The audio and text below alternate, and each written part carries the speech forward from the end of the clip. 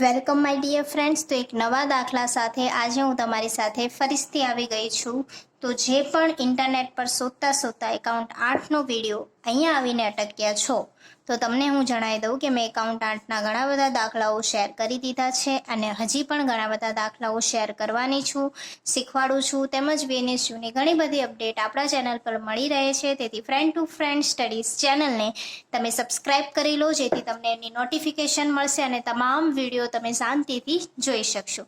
Video પસંદ આવે છે તો લાઇક જરૂરથી કરજો. જેમણે બી હજી સુધી સબસ્ક્રાઇબ નથી કર્યું, જે મારા ફેમિલી સાથે નથી જોડાયા, તે આપણા ફ્રેન્ડ ટુ ફ્રેન્ડ સ્ટડી સાથે જલ્દીથી જોડાઈ જજો.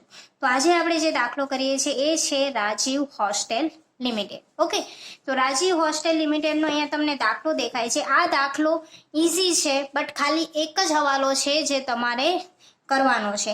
આપણે બધા હવે હવાલાઓ સોલ્વ કરીએ છીએ. પહેલા એક આખો મોટો દાખલો સોલ્વ કરી નાખ્યો, જેમાં તમને બધી જ પદ્ધતિ ખબર પડી ગઈ. હવે જે ન્યૂ હવાલાઓ આવે છે તે તમારી સાથે હું શેર કરું છું.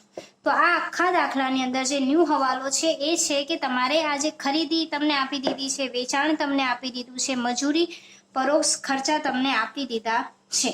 અહીંયા ન્યૂ તો એવું કશું જ નથી, બટ તમારે કઈ રીતે ફાળવણી કરવાની છે, જેમાં તમને આ કમિશનનો અને ડિવિડન્ડનો આ બંને વસ્તુઓ આમાં કેવી છે, નવી છે. તો જો તમને સાથે સાથે મારો ગણેલો દાખલો પણ શેર કરી દઈશ, એટલે કોઈ ડિફિકલ્ટી નહીં આવે. શાંતિથી સમજજો. પહેલી તો રોકડ શિલ્લક તમને ખબર છે, સ્ટાર્ટિંગમાં લખી દેવાની, જે મહિનાની કીધી છે એ મહિનાની. ત્યાર પછી તમને માહિતીમાં વેચાણ, ખરીદી, મજૂરી અને પરોક્ષ ખર્ચ આપી દીધું છે. તમને ખબર છે, કાં તો હવાલામાં તમારે ખરીદી શોધવી પડે છે, કાં તો વેચાણ શોધવું પડે છે. તો આમાં તમને બે આપી દીધું છે, એટલે આ થોડો ઇઝી દાખલો છે. તો જો 20% રોકડ વેચાણ છે, 80% ઉધાર વેચાણ છે. તો જે બી વેચાણ છે એના 20% ને 80% કરી લેજો. ત્યાર પછી જેવી રીતે ઉધાર વેચાણ વેચવાનું કીધું છે, 25% વેચાણ પછીના મહિને અને બાકીના 50% અને 50%. આ તમને ઓલરેડી આવડે છે. જો તમે મારા આગળના વિડીયો જોયા હશે તો તમને આ દાખલામાં બહુ બધી સમજ પડશે. જો નથી જોયા તો ડિસ્ક્રિપ્શનમાં લિંક મૂકી છે કે TYSM6ના ઓલ વિડીયોઝ, તો ત્યાં ક્લિક કરીને જરૂરથી ગોતીને એ દાખલાઓ કરી લેજો. હવે આપણે આવીએ ખરેખર વેચાણ થયા પછીના મહિને, એટલે કે જ્યારે વેચાણ થાય છે એ પછીના ભાઈ છે, વેચાણ ઉપર 1% લેખે કમિશન આપવાનું છે. એટલે કે ઓગસ્ટ મહિનાનું જે વેચાણ થાય છે એનું કમિશન તમારે સપ્ટેમ્બરમાં આપવાનું છે. અહીંયા એ કહેવા માંગે છે. આ એક નવો હવાલો છે તમારા માટે, જે હું તમારી સાથે શીખવાડું છું. ઓકે, તો ઓક્ટોબરમાં જે વેચાણ થયું છે એનું કમિશન તમે ક્યારે ચૂકવશો? નવેમ્બરમાં. એટલે નવેમ્બરમાં તમારે એનો 1% લખી નાખવાનો. ત્યાર પછી કુલ ખરીદીના 20% રોકડ ખરીદી છે, તો રોકડ ખરીદી હાથોહાથ તમારે ચૂકવી દીધા છે એમ સમજીને ત્યાં લખી નાખવાના, એ જ મહિનામાં.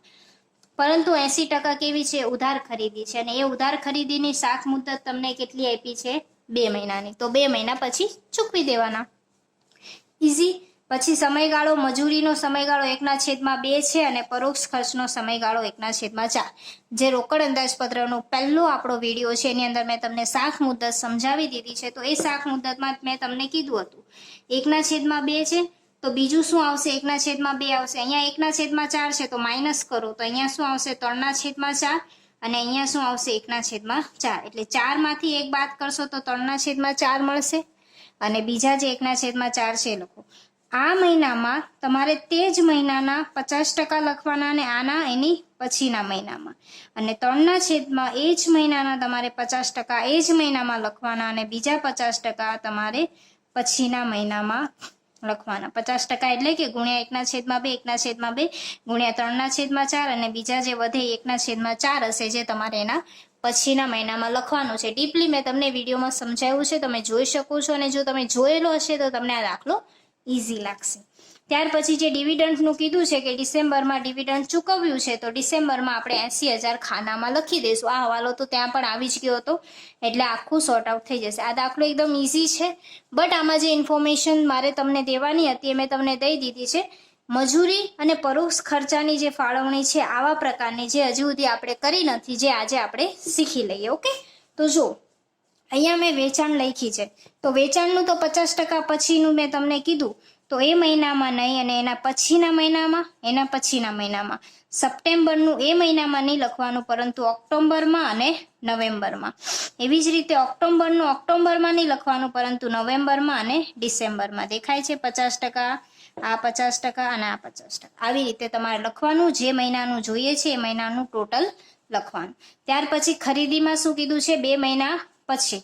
તો 1,60,000 તમે અહીંયા નહીં ચૂકો અને બીજા મહિને ચૂકશો. 1,44,000 આ મહિને નહીં અને અહીંયા. એવી જ રીતે 1,76,000 તે મહિને નહીં ચૂકવો, આવતા મહિને નહીં, તો એના પછીના. એટલે કે 2 મહિનાનો ગાળો ખબર પડી ગઈ. આ બી સોર્ટ આઉટ થઈ ગયું.